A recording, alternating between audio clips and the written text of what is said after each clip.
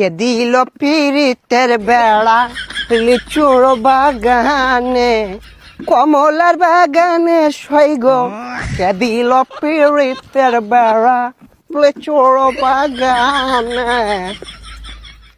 ভাইছে কি অবস্থা, ভালো আছো ব্রাদার?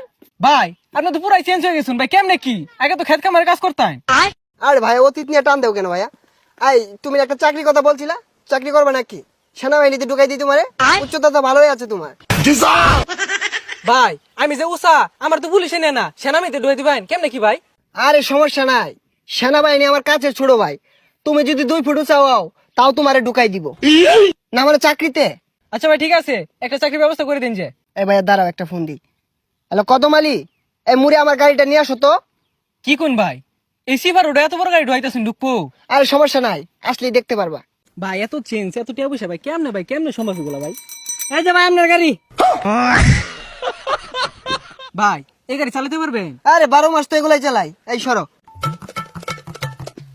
দেখছস ভাইয়ের কি চেঞ্জ।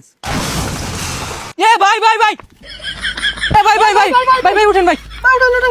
না সমস্যা নাই, ঢাকা শহর রেস করি তো, এখানে ফাঁকার উঠপায়া গাড়িটা একটু পাকার দিকে চলে গিয়েছিল। তোমরা কাজ করো, গাড়িটা গ্যারেজে পাঠাই দাও, সমস্যা নাই।